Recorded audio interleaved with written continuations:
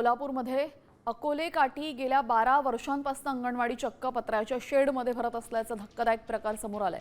अंगणवाडीला असलेली पत्रे पूर्णपणे फाटल्यानं आणि परिसरात साप घुशींचा वावर वाढल्यानं चिमुकल्यांच्या सुरक्षेचा प्रश्न गंभीर झालेला आहे।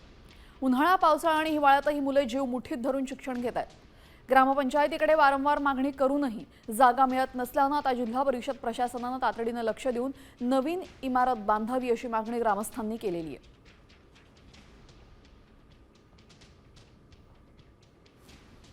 वर्ष झालं चालू आहे, असंच आहे असंच प्रशासन काय काळजी घेत नाही आणि साप, इचू, काटा ह्याची भीती आहे, अडचण पण भरपूर आहे।